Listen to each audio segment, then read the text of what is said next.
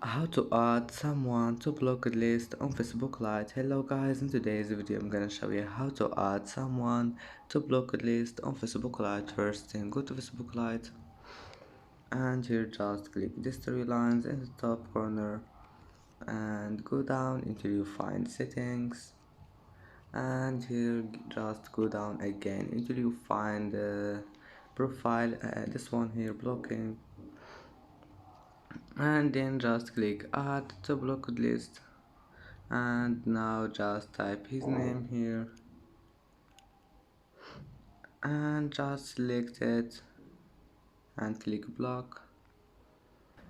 And that's it for today's video. If you like this video, please don't forget like and don't forget subscribe, and thank you for watching this video until the end, and see you in the next video.